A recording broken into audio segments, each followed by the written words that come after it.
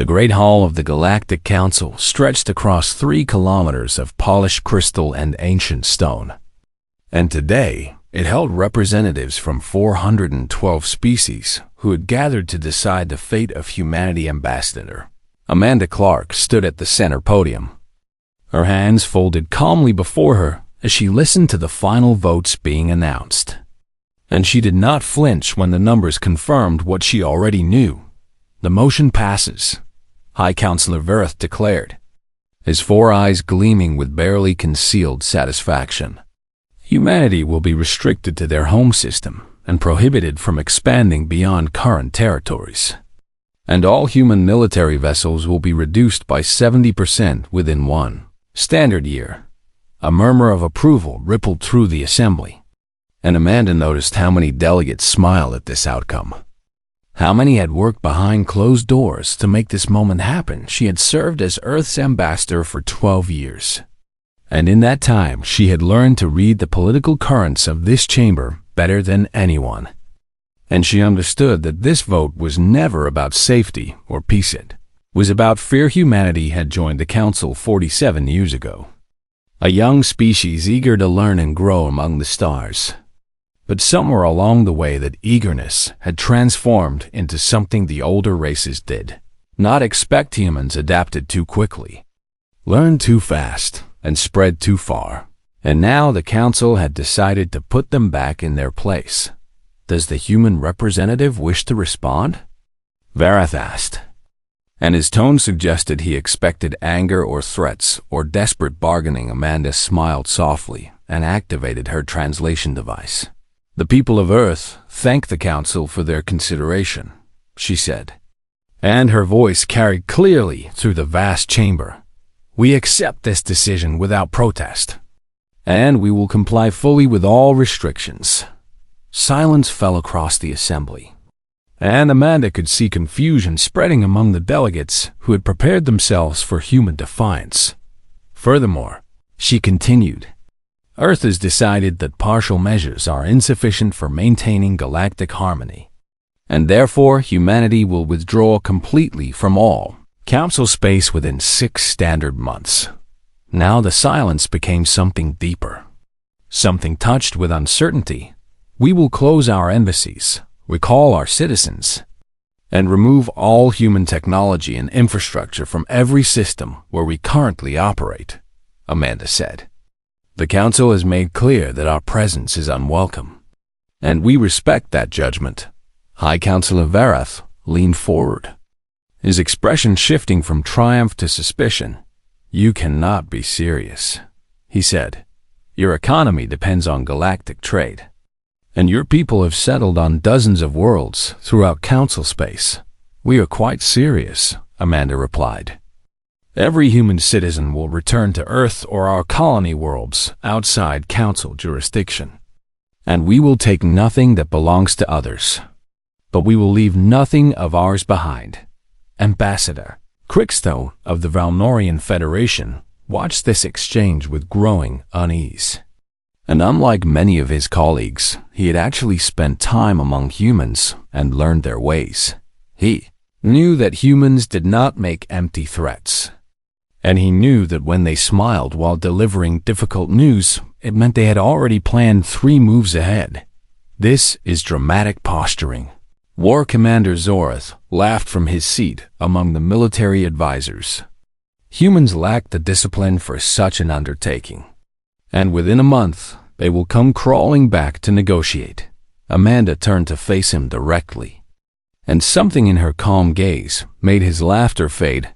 Commander Zorith, she said quietly, in 6 months you will not remember making that statement, but I promise you that you will feel its weight. She deactivated her podium and walked toward the exit, and not a single delegate spoke as she passed on Earth. Daniel Carter watched the broadcast from his office in Geneva, and he felt the familiar ache of knowing what came next. He had served as ambassador before Amanda, and he had spent decades trying to build bridges between humanity and the Council. But he had always known this day might come. His communicator chimed, and Admiral Laura Bennett's face appeared on the screen. The council voted as expected, she said, and her voice carried the exhaustion of someone who had been preparing for this moment for years. Begin the withdrawal, Daniel replied. Quietly and completely, just as we planned. Laura nodded and ended the transmission.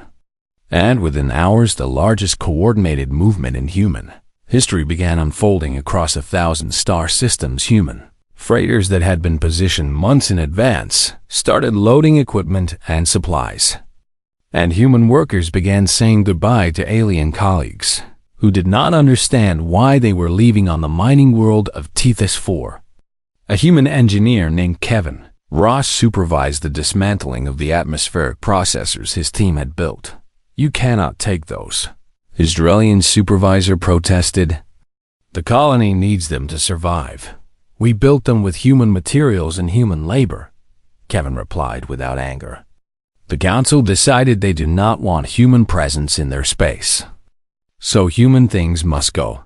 The Drellians stared at him with something like panic, because the processors were the only thing keeping the thin atmosphere breathable. For the 3 million colonists below, surely you can make an exception, he begged. Kevin shook his head slowly. We offered to share everything we had, he said. We asked for nothing but friendship and fair treatment. And the council answered with restrictions and contempt. So now we answer with absence. He continued working. And by the end of the week, the processors were loaded onto human ships and the Drellian colony was placing emergency orders for replacement equipment that would take years to arrive. This scene repeated itself across hundreds of worlds.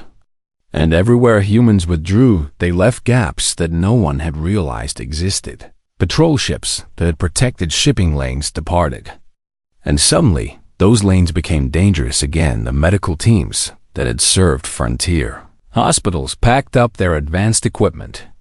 And suddenly, diseases that had been easily treated became death sentences once more. Teachers and engineers and scientists who had volunteered their expertise returned home.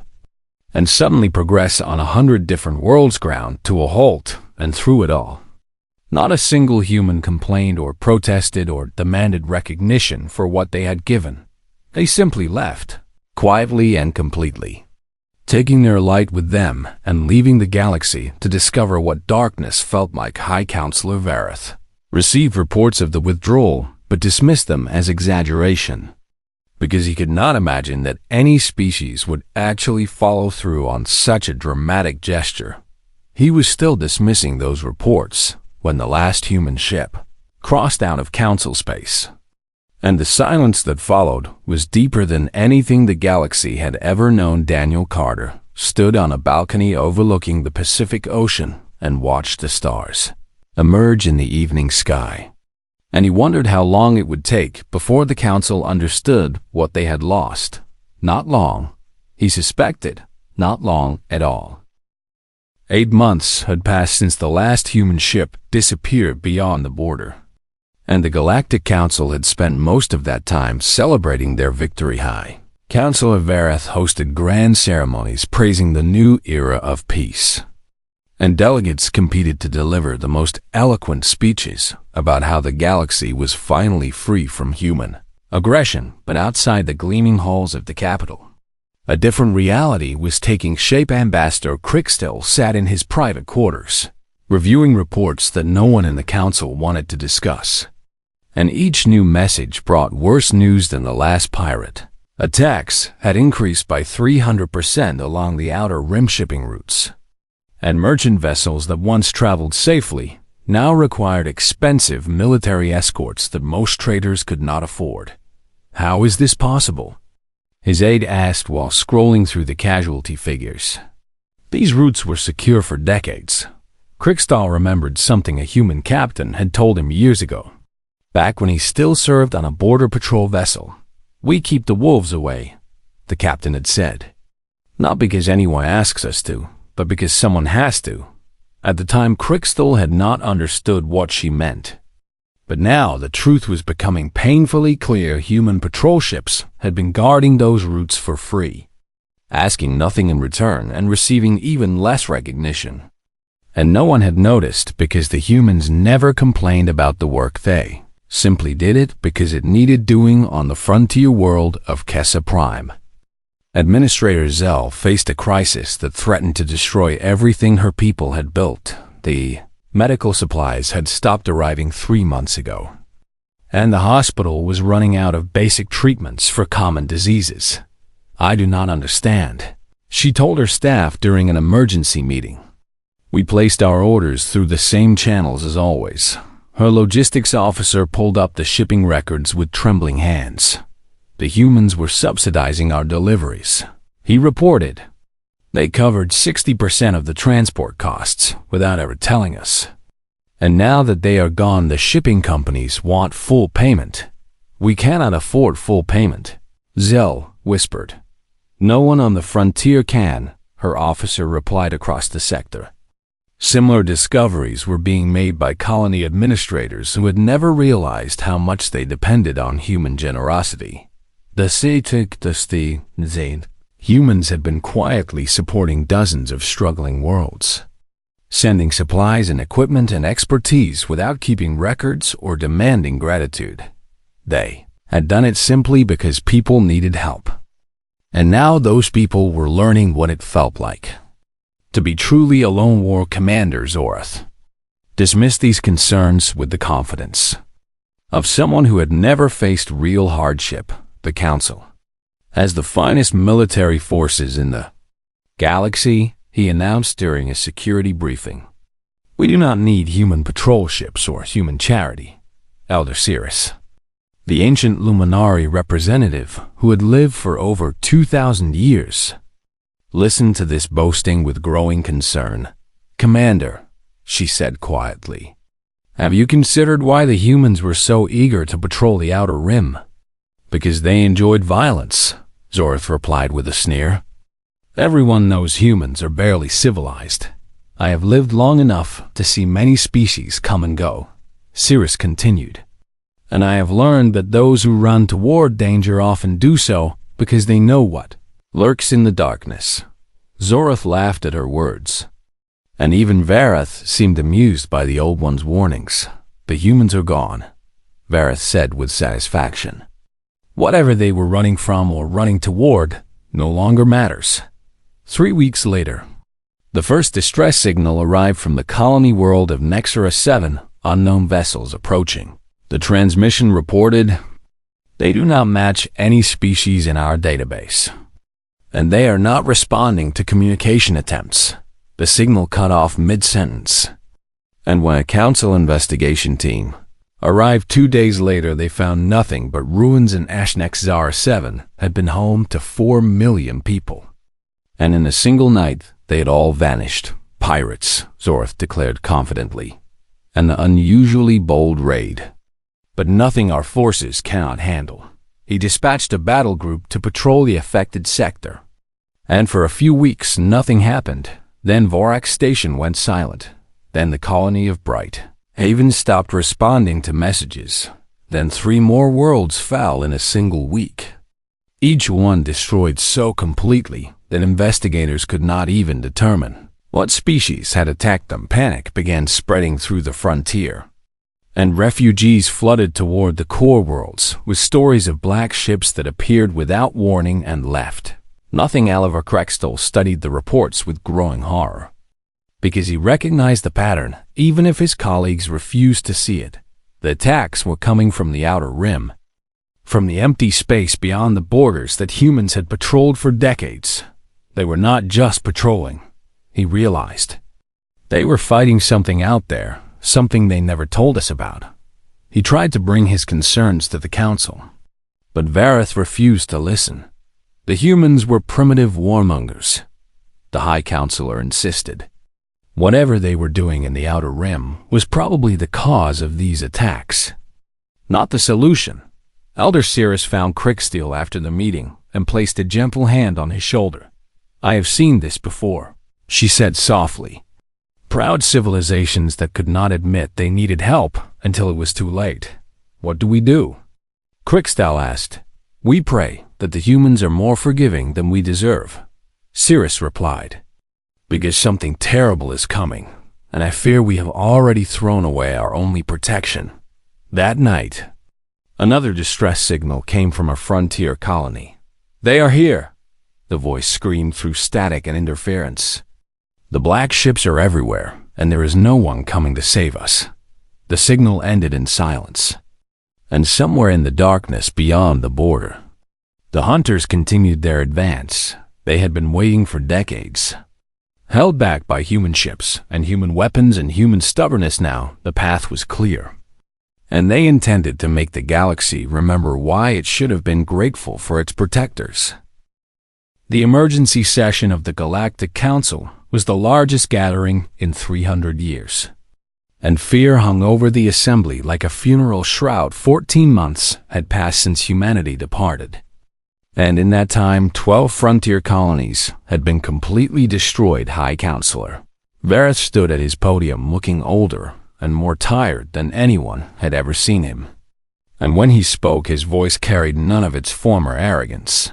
"We have confirmed the identity of our attackers," he announced to the silent chamber. "They call themselves the Vecchinar Dominion, and they come from the unexplored regions beyond the Outer Rim."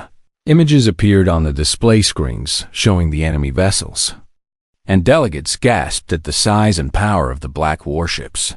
"Our intelligence division has recovered data from destroyed colonies," Vareth continued. "And what we have learned changes everything we thought we knew." He paused, and for a moment he seemed unable to continue. Elder Cirrus rose from her seat and walked slowly to stand beside him. And her ancient voice carried clearly through the hall. "The humans knew about the Vecchinar," she said. "They discovered them over 20 years ago during their exploration of the Outer Rim. And they made a choice that we are only now beginning to understand." The chamber erupted in confused murmurs. And Vareth raised his hand for silence.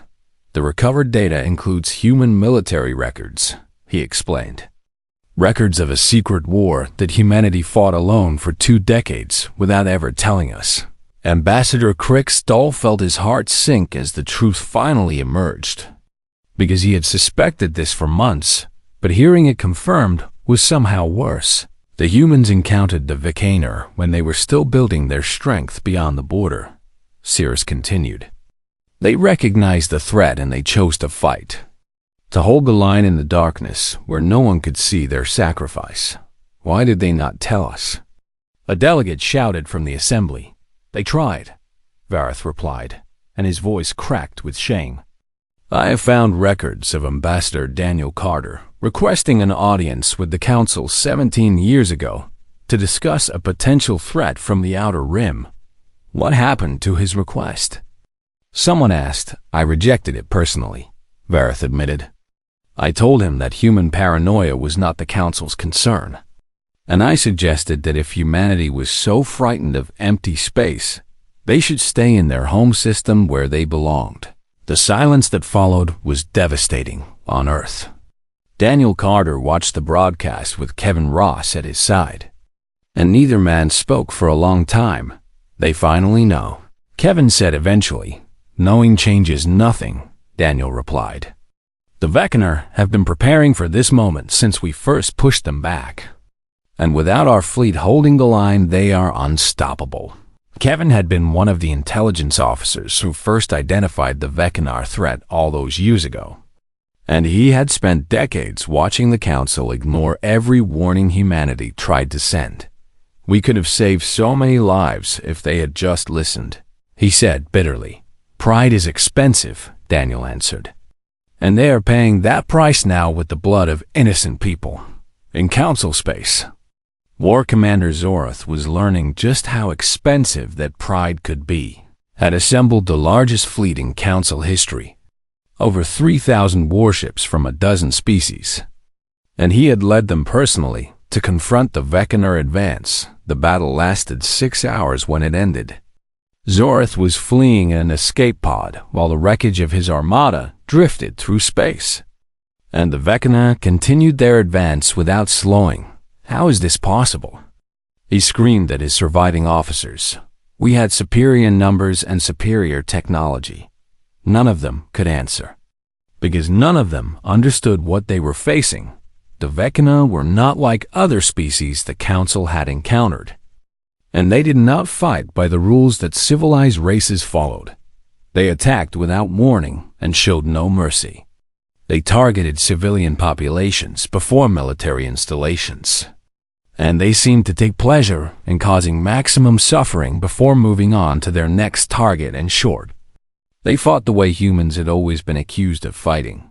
Except they did it with none of the restraint that humanity had always shown. Admiral Laura Bennett received reports of Zoroth's defeat from her command ship orbiting Earth. And she felt the familiar tension of wanting to help while knowing she could not. "Ma'am," her communications officer reported. "We are receiving a transmission from Council Space. Priority channel." Laura nodded. And High Counselor Verath's face appeared on the screen. He looked broken. A leader watching his civilization crumble around him and finally understanding that he had caused it. "Admiral Bennett," he said, and his voice trembled with desperation. "I am contacting you to formally request military assistance from Earth against the Vecna Dominion." Lavra felt her jaw tighten. "The Council voted to restrict human military presence in your space," she replied carefully. "We withdrew as ordered." "I know," Verath said. "And I know that we gave you no reason to help us now. But billions of innocent lives are at stake, and you are the only ones who have ever defeated the Vecna in combat." "That is true," Lavra admitted. "Our forces held them back for 20 years. And not one council representative ever thanked us or even acknowledged what we were doing." Varath lowered his head in shame. "I am acknowledging it now," he whispered. "And I am begging you, Admiral, please help us." Lavra looked at him for a long moment, remembering all the times the Council had dismissed human concerns and mocked human methods. "I will relay your request to Earth's leadership," she said finally. "But I cannot promise anything." She ended the transmission and sat alone on her bridge, staring at the stars and wondering if humanity was capable of doing what the Council could not defeating the Vecna. She knew they could do that, but forgiving the people who had driven them away, that was a much harder battle. And she was not sure anyone would be willing to fight it. The debate in Earth's Grand Assembly had lasted for 3 days. And Daniel Carter had listened to every moment of it from his seat in the observer gallery. Some representatives argued passionately for intervention, their voices rising with emotion as they described the suffering of innocent people in Council space. Others argued just as passionately for inaction, pointing out that humanity owed nothing to species that had treated them with contempt and suspicion for nearly 50 years. "They called us primitive," one senator shouted. "They accused us of being aggressive and dangerous. And now they want us to save them from an enemy they refuse to believe existed." "Children are dying," another senator replied. "Families are being torn apart, and entire civilizations are being erased from existence. Can we really stand by and watch that happen?" "They would have watched us die," the first senator answered bitterly. "They made that clear when they voted to cage us in our own system." Daniel closed his eyes and remembered all the years he had spent trying to build understanding between humanity and the Council. All the disappointments and setbacks and moments of hope that had been crushed by prejudice. He thought about Amanda Clark, who had delivered humanity's withdrawal with such dignity and grace, and who now spent her days helping refugees from the frontier find safety in human space. He thought about Kevin Ross, who had warned everyone about the Vecna and been ignored by both the Council and his own government, until it was almost too late. And he thought about the billions of people who were counting on humanity to make the right choice. Whatever that choice might be, High Counselor Verath had made a personal journey to Earth's border, broadcasting pleas for help from a small diplomatic vessel that drifted just outside human territory. "Please," his messages repeated on all frequencies. "We were wrong about humanity, And I will spend the rest of my life admitting that truth if you will just help us survive long enough for me to do so. Ambassador Crickstell had arrived at the border as well, traveling with a convoy of refugee ships filled with survivors from destroyed colonies. He carried a personal message that he had transmitted directly to Daniel Carter. I have always known that humans were better than we deserved, the message said. You protected us without recognition. You gave without expectation of return. And you left peacefully when we pushed you away. That is not the behavior of primitive or aggressive people. That is the behavior of true guardians. And I am sorry that my people were too blind to see it. Daniel read that message 100 times. And each time it brought him closer to tears in the assembly. Admiral Laura Bennett had been called to testify about the military situation. If we intervene now, she reported, we can still turn the tide. Our forces have experience against the Vecnar that no one else possesses. And our tactics are specifically designed to exploit their weaknesses. And if we wait? The Assembly President asked. Then the Council falls within 6 months. Laura replied bluntly. The Vecnar will control all of known space except for human territory. And eventually, they will come for us as well. So we must fight them regardless. A senator observed, we must fight them eventually. Laura agreed. The question is whether we fight them while we still have allies to stand beside us, or whether we fight them alone after everyone else is gone. That night, Daniel walked through the streets of Geneva trying to clear his thoughts, and he found himself at a small memorial park dedicated to the human soldiers who had died fighting the Vecna in secret. Their names were engraved on simple stone walls. Thousands of men and women who had given their lives defending people who never knew they existed. A young officer in uniform was standing before the memorial when Daniel arrived, and she turned to face him with tears in her eyes. Ambassador Carter, she said, recognizing him from the news broadcasts. May I ask you a question? Of course, Daniel replied. These people died protecting the galaxy, she said, gesturing at the names on the wall. They knew the Council did not appreciate them. They knew they would never receive recognition or thanks. But they fought anyway because they believed it was right.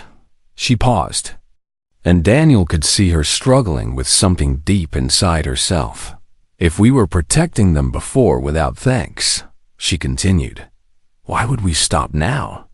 Daniel stared at her for a long moment, and then he looked at the names carved in stone, the silent testimony of human sacrifice and human courage.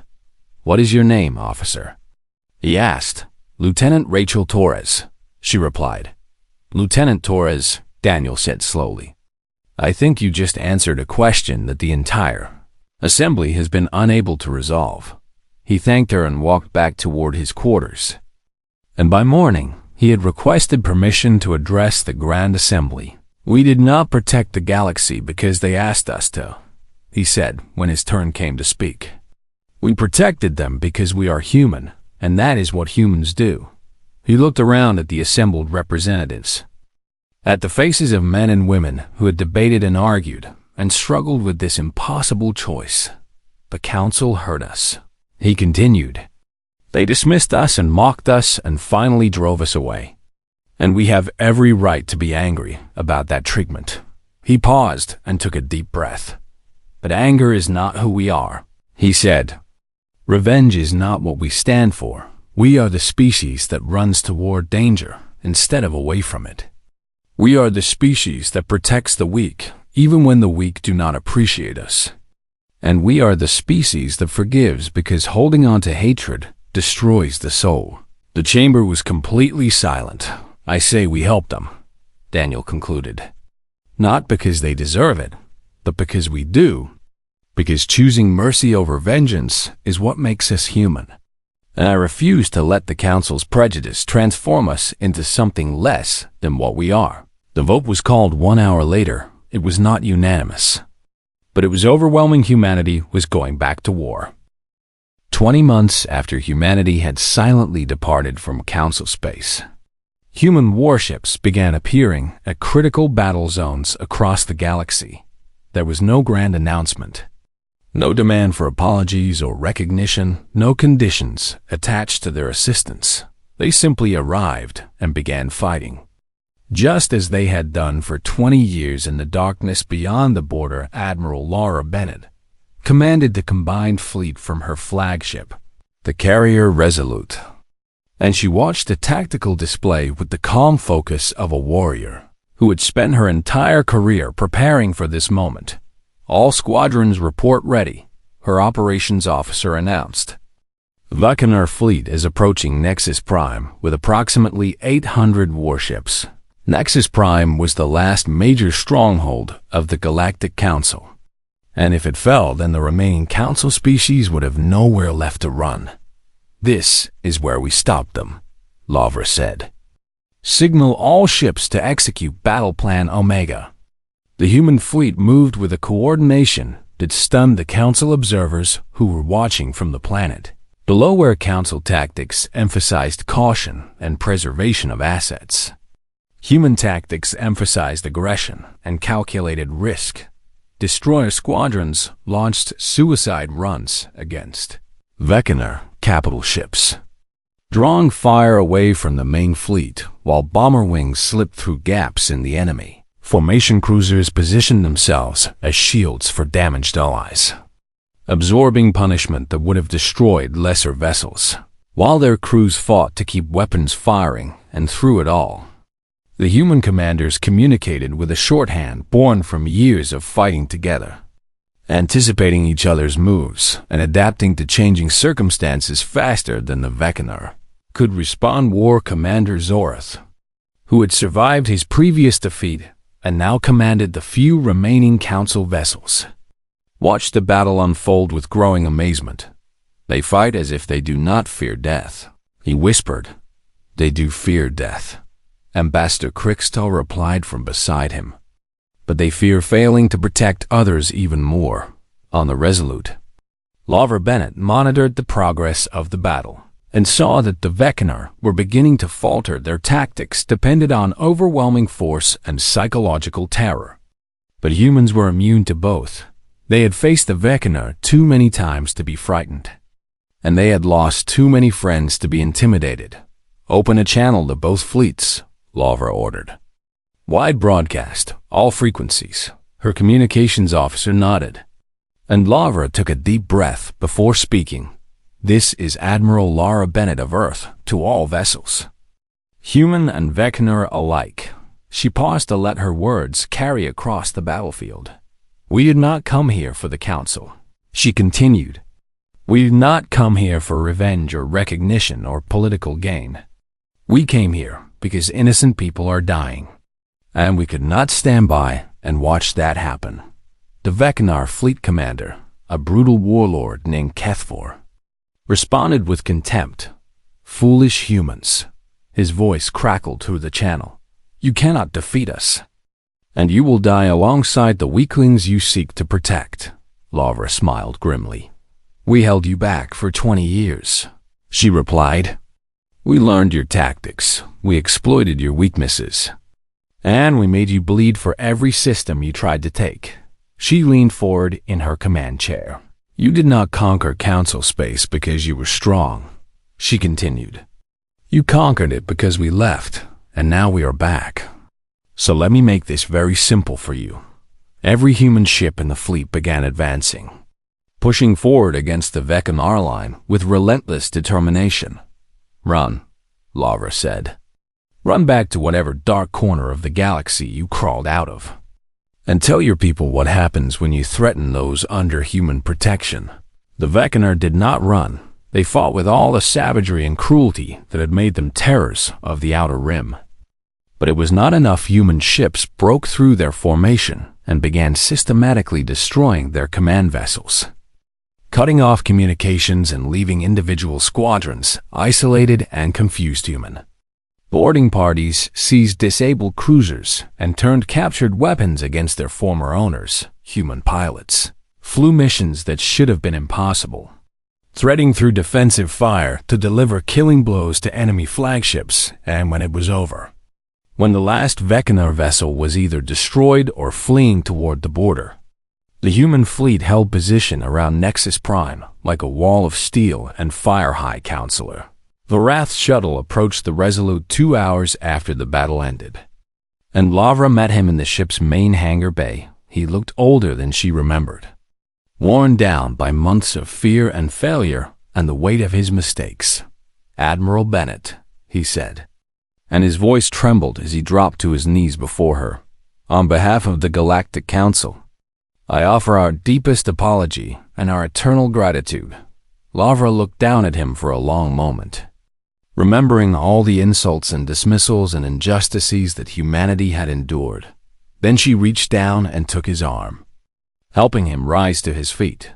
"Stand up," she said gently. "Humanity does not want your submission." "We never did." Daniel Carter had arrived on a diplomatic vessel, and he stepped forward to join the conversation. "What we wanted was partnership," he said. "We wanted to stand beside you as equals, to share our strengths and learn from yours, and to build something greater than any of us could achieve alone." Verith stared at him with disbelief. "After everything we did to you," he whispered, "you still want that?" "We want it more than ever," Daniel replied, "because we have seen what happens when the galaxy is divided, and we refused to let that darkness win." In the months that followed, a new treaty was negotiated between Earth and the Galactic Council. Humanity did not return as members subject to Council authority. Instead, they were recognized as guardians, with full responsibility for external defense and complete autonomy in how they fulfilled that duty. It was a role they had been playing unofficially for decades, and now it was acknowledged in law and treaty. Laura Bennett stood on a balcony of the rebuilt Council chambers on the day the treaty was signed, looking out at the stars that humanity had fought so hard to protect. Ambassador Crystal joined her, and for a while they stood together in comfortable silence. "Do you regret it?" he asked eventually. "Coming back to save people who treated you so badly?" Lavra considered the question carefully before answering. "We did not come back for the Council," she said finally. "We came back because somewhere out there, children were frightened and families were suffering and people needed help." She turned to face him. "That is who we are," she continued. "We are the ones who run toward danger, who stand between the innocent and those who would harm them, who choose mercy over revenge even when revenge would be easier." Crystal nodded slowly. "Humanity is an extraordinary species," he said. Laura smiled and looked back at the stars. "We are just human," she replied. And that has always been enough. The galaxy had learned a valuable lesson in those terrible months. A lesson written in fire and blood in the silent departure of its greatest protectors. Humanity's strength had never been in their weapons or their ships or their technology. Their strength was in their stubborn, irrational, beautiful refusal to abandon those who needed them, and that strength would endure long after the stars themselves grew cold.